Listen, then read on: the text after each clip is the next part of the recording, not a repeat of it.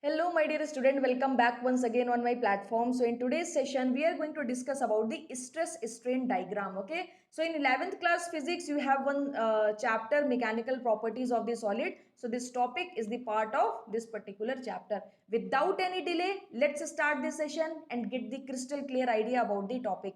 So, before going for a stress strain diagram, it is good to understand stress first. Okay. So, what is stress?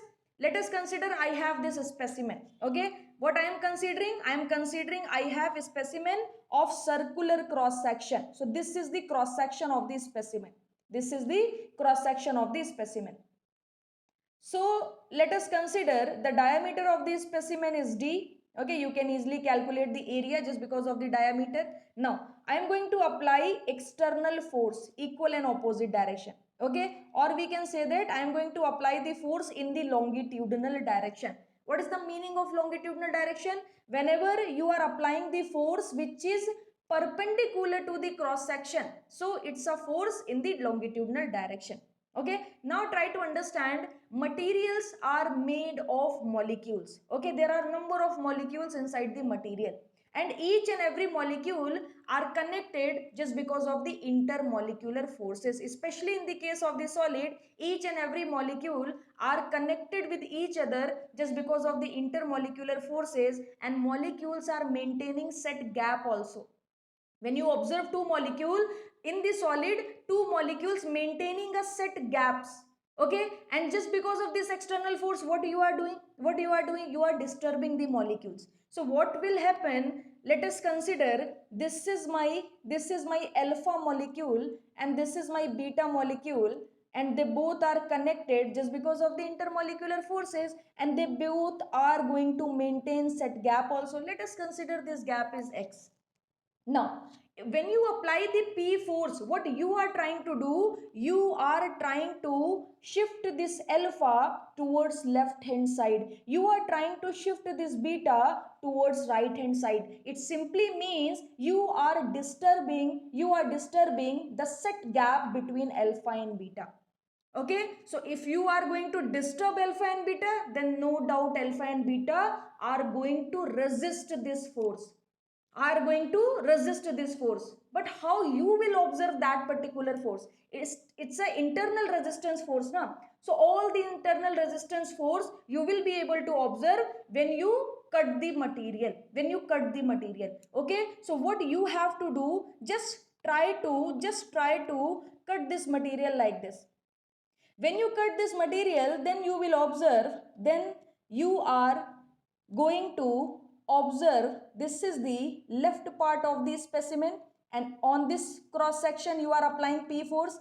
This is my alpha. So if you are trying to drag this alpha towards left hand side, so this alpha is going to resist this force, this particular force P. Okay, so this is the resistance force F.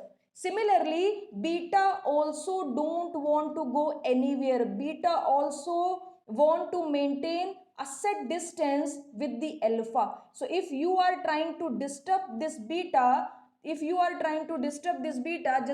the help of this force P, so beta also going to resist this force P. Okay, so what is F is the internal resisting force, and just because of this internal resisting force, you are going to get the stresses inside the material. So what is the definition of the stress? It is a internal resisting force. It is an internal resisting force per unit area. Okay, so what is stress will be equal to the internal resisting force per unit area. But now you already know, like, if you are going to apply the equilibrium condition. Equilibrium condition is saying, like, if you are considering all the forces in the x direction, so summation of force in the x direction must be equal to the 0. Okay, so one force you are getting towards left hand side, one force you are getting towards right hand side. So when you apply the equilibrium condition, this F will be equal to the P force. So that F force you can replace with your external force So your formula will become P by A.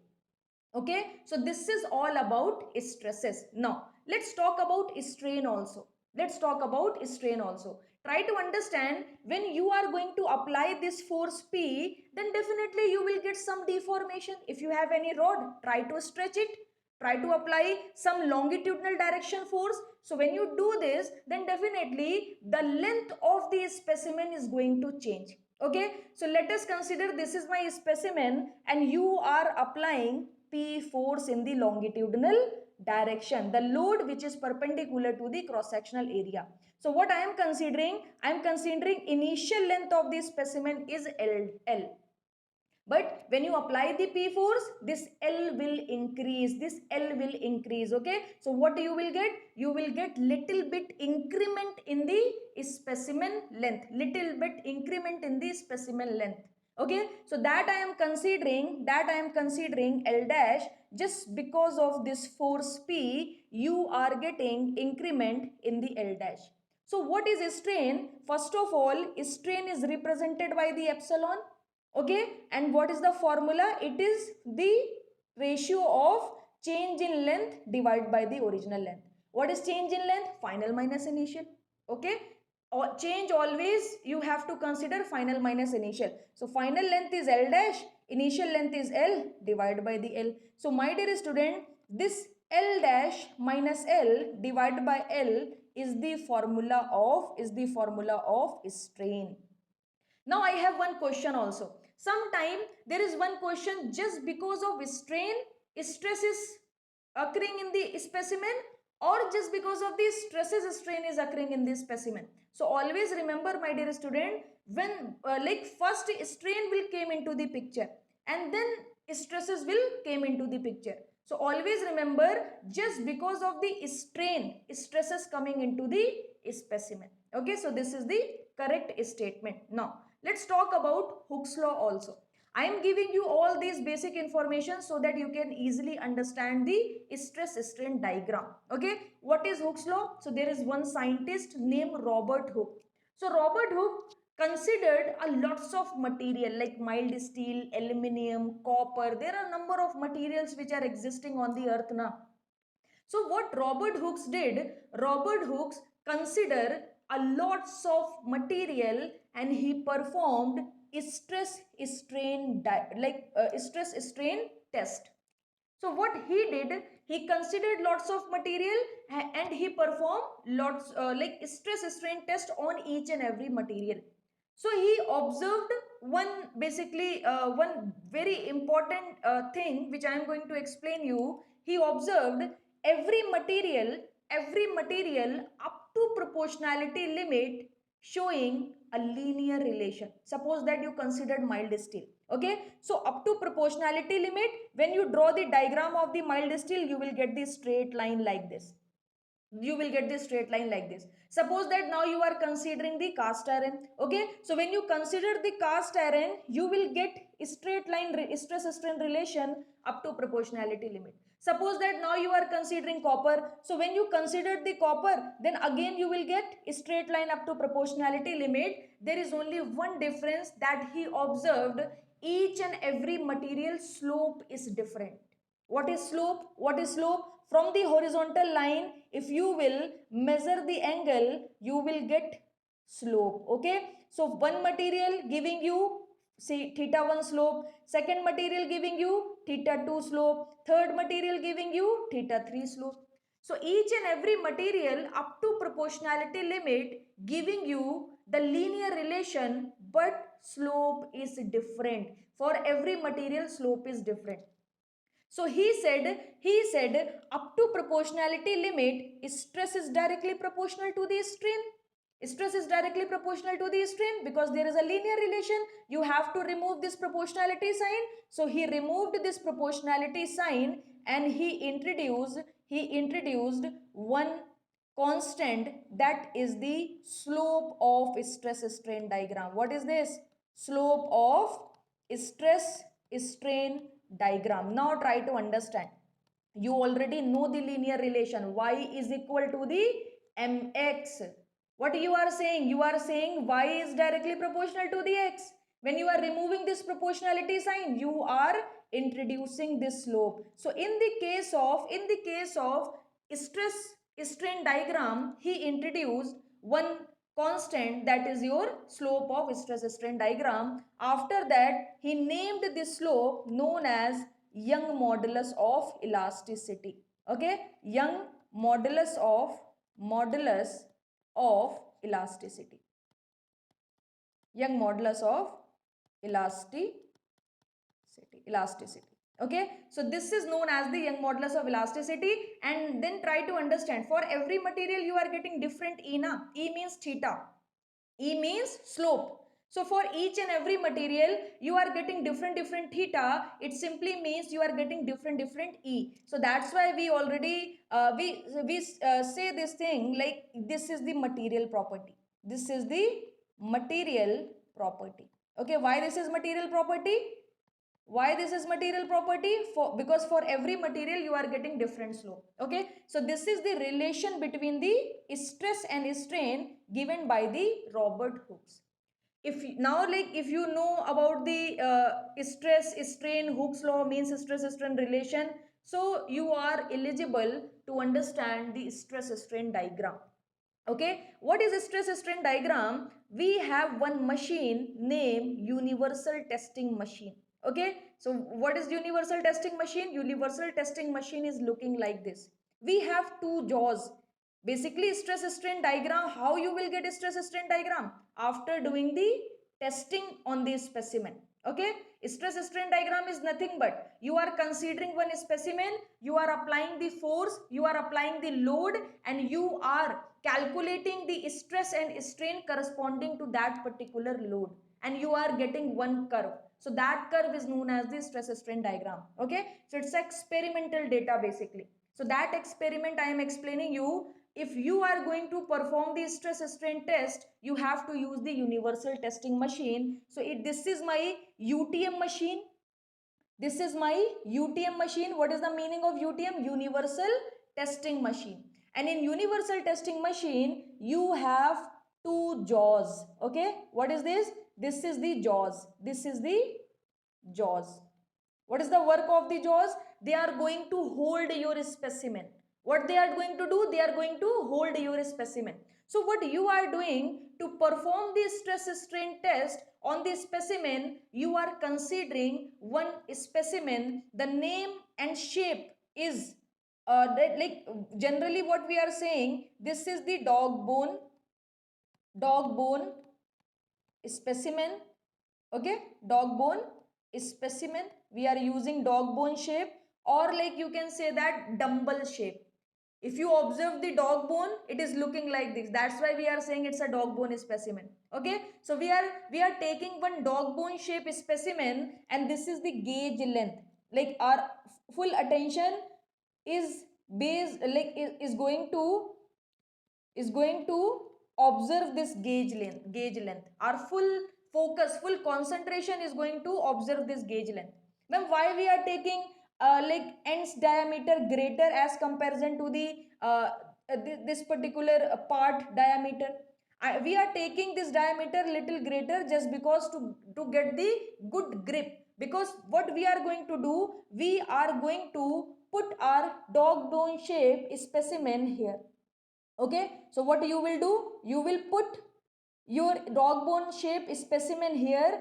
The jaws are going to hold this specimen. The jaws are going to hold this specimen. Then jaws are going to stretch it. Jaws are going to stretch it. What does it mean? Jaws are going to apply the load on the specimen. Okay, so what we are doing, we are going to apply the tensile load on this dog bone shape specimen. Let us consider we are applying the P load. So no doubt when you apply the P load, you will get stress. You will get stress. What is a stress? Load upon area. Load upon area. You will get some strain also, because no doubt the length is going to change. So what is the formula of strain? Change in length upon original length. Very easy.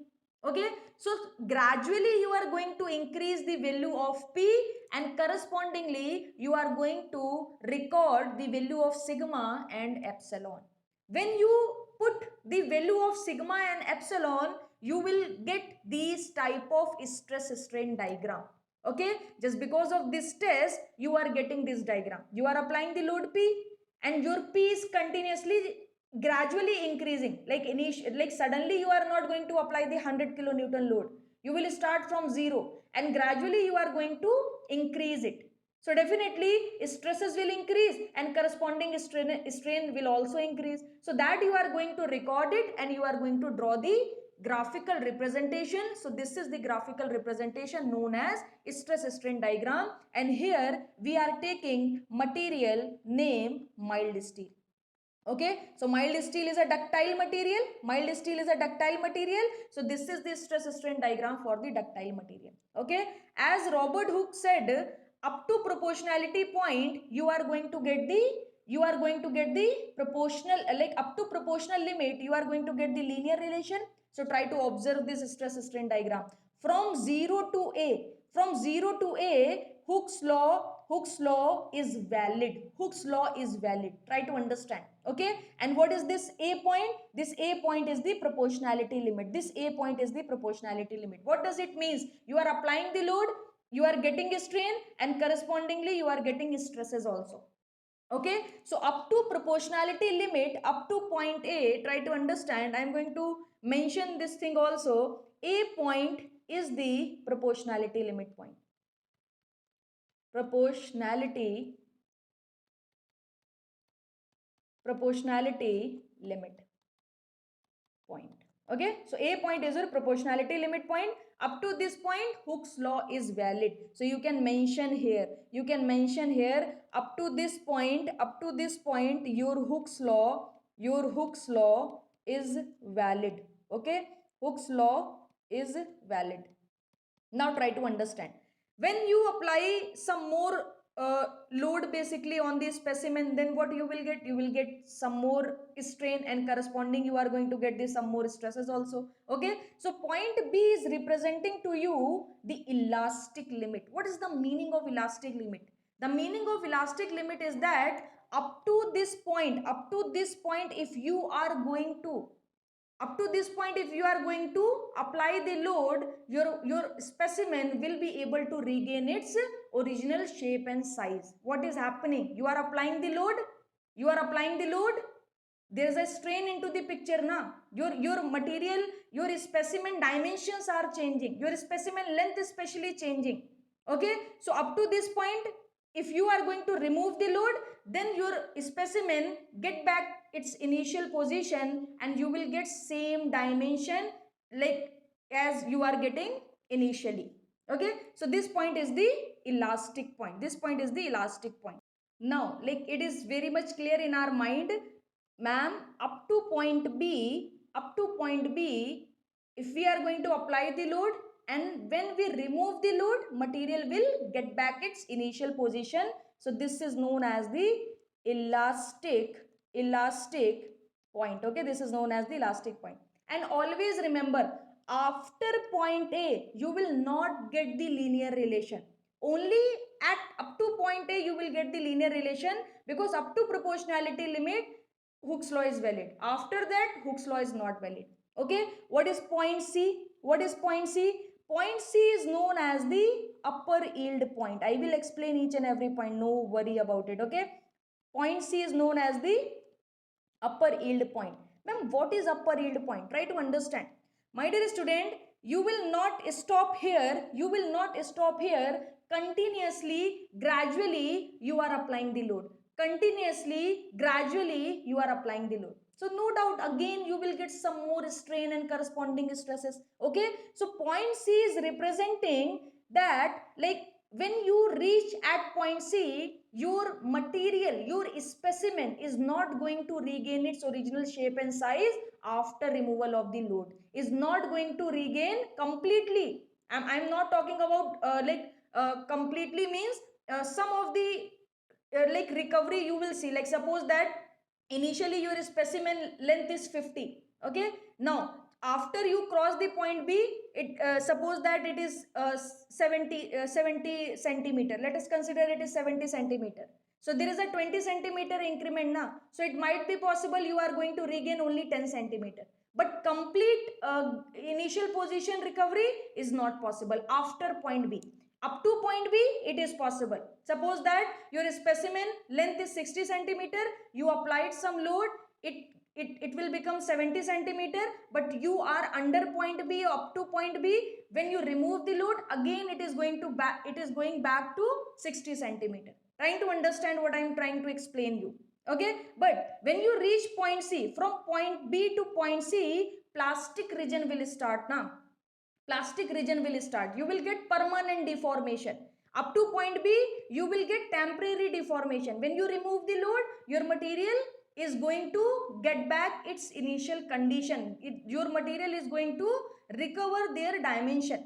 Okay, but at point C, up to point C, your material completely will not be able to gain their initial position. Okay, so it's a upper yield point, and after point B, permanent deformation will takes place. Permanent deformation will take place. Now, what is point D, ma'am? Okay, point B is clear, point C is clear. Please explain point D also. So point D is known as the lower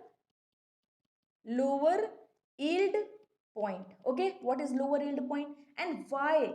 Try to understand why stresses is decreasing. Try to understand whenever you are going to follow a graph from O to A to B to C, continuously your stresses are increasing, and correspondingly your strain is also increasing. But this is the region. Try to let me highlight basically, because this is important. This is the region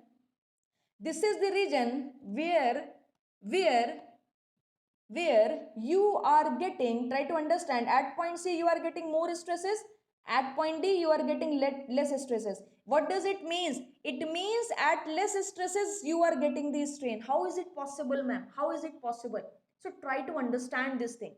Whenever you are considering, my dear student, whenever you are considering one specimen and you are applying the load, so no doubt this material is going to resist this external load. The material is going to resist this external load, but there is a limit of the resistance now. There is a limit. Suppose that someone pushing you, so definitely you are going to resist it without any problem. You are going to resist it. But when the person who is pushing you is going to cross your limit, your limit, like your resistance, that pushing force is more than your resistance, then definitely you will fall on the floor. Try to understand. Up to some point you are going to resist it, but after that particular point, when that particular person is going to reach your or exceed your maximum resistance capability, then definitely you are going to fall down. And during the time of falling, even if the person who is pushing you going to reduce their load, is still there is no problem, you will fall because the person who is pushing you, he already exceed your resistance limit. Similarly, it is happening in the material also. Ma'am, I am not getting your point. Please try to explain it more. Okay, we can discuss in a more detailed way.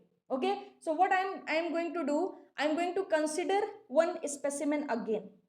I am going to consider one specimen again. What you are doing, you are applying P load.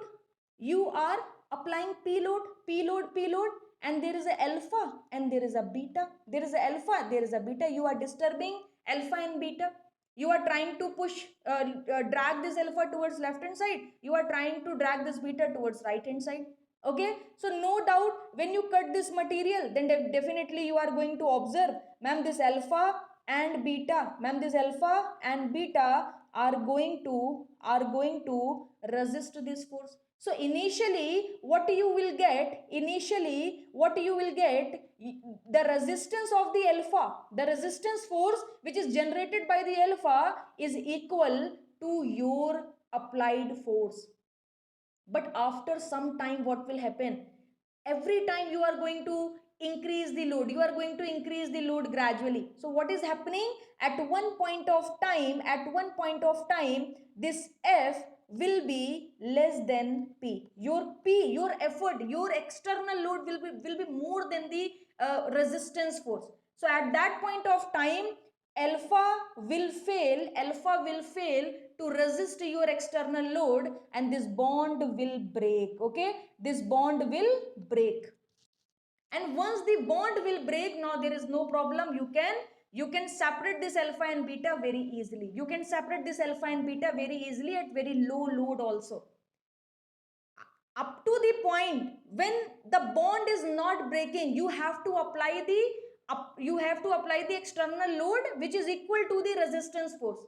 But once you go beyond this F force, once the bond will break, bond already breaked na, so now you don't need to put any more effort. Even you will get very easily, you will get strain at a very less stress also. The same thing you are observing here, the same thing you are observing here. From point C to point D, you are observing, you are getting strain at very low stress. Initially you are getting this much stress, finally you are getting this much stress.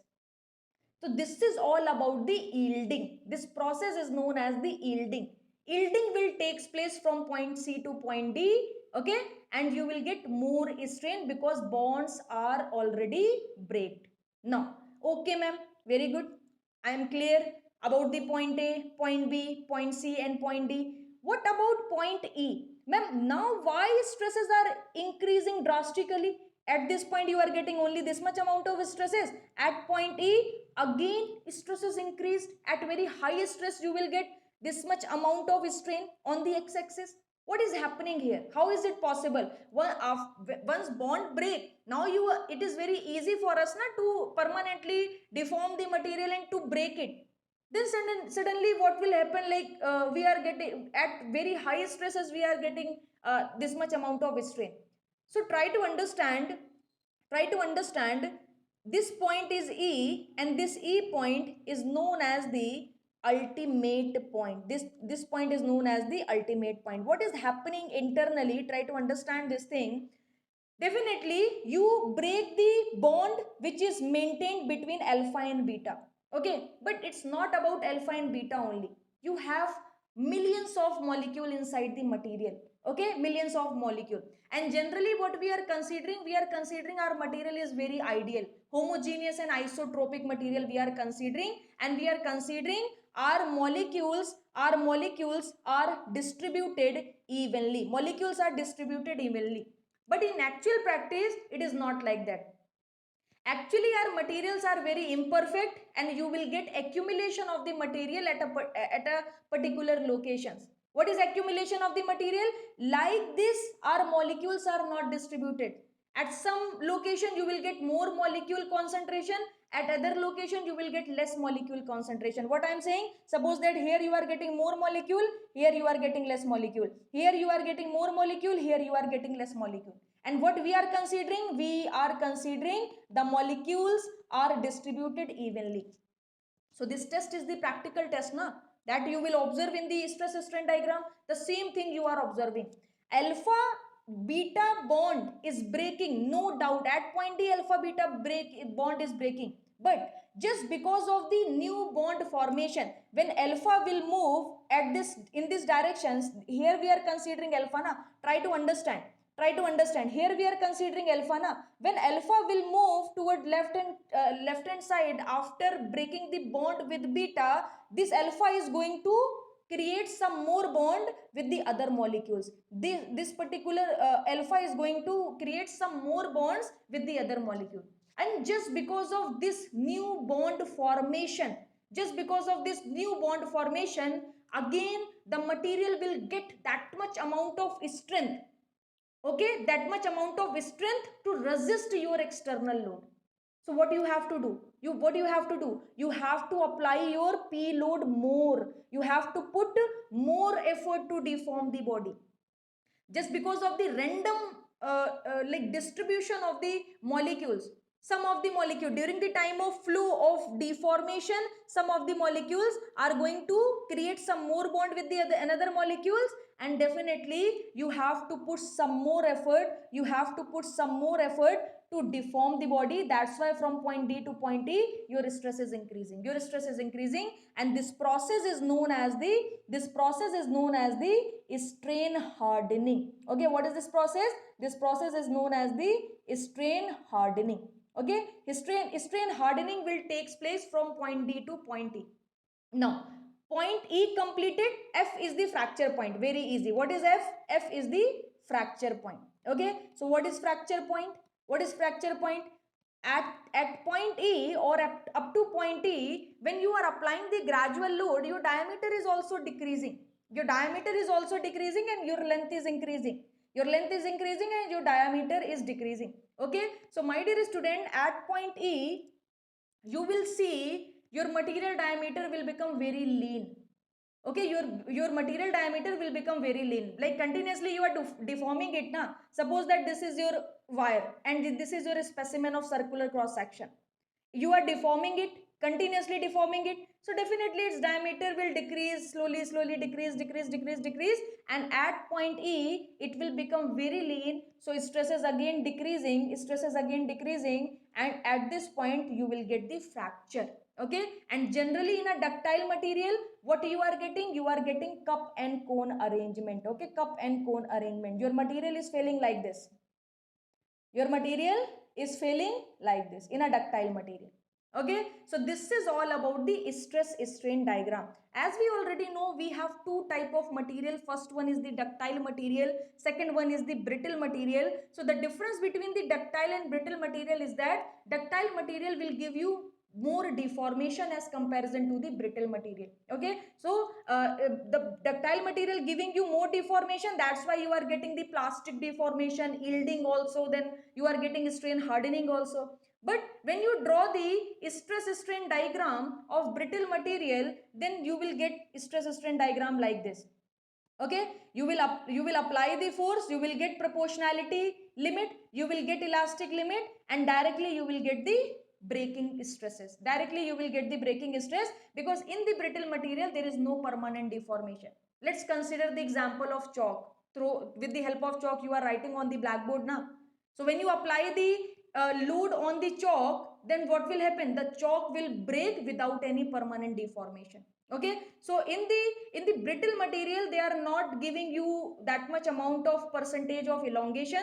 That's why its stress strain diagram is like this. Okay, now you can easily observe, like up to proportionality limit, what is happening? What is happening? Hooke's law is valid. So now, like, you can observe that here Hooke's law is valid. Okay, this is the elastic region basically.